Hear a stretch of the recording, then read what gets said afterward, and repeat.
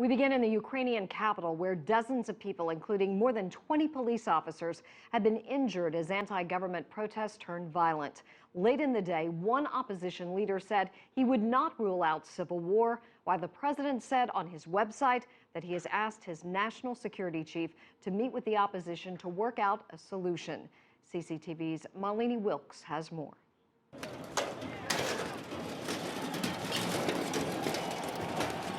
The clashes raged for hours on Sunday, protesters facing off with riot police, attacking with sticks and stones and hurling lighted flares.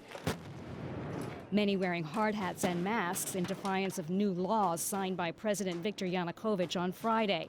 The legislation limits Ukrainians' rights to protest, free speech, and civic activism.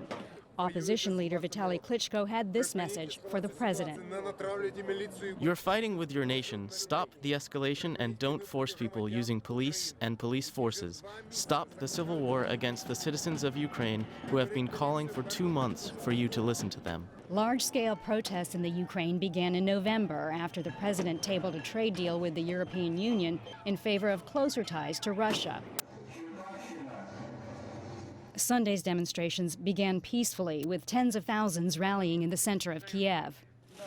My daughter has brought toys for the president. She asked him to cancel the laws because she doesn't want to live in a country without freedom. She is 10 years old and knows about values.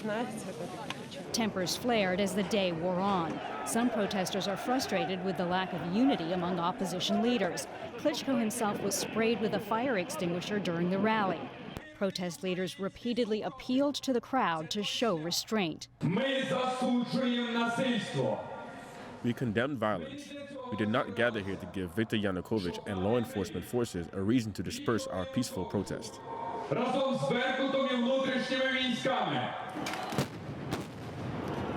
But the more radical protesters seemed eager for a fight. By evening, hundreds had marched to the Parliament building for a full-scale confrontation with police.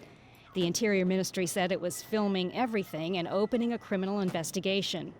The U.S. and European Union have condemned Ukraine's anti-protest law, calling it undemocratic. Maline Wilkes, CCTV.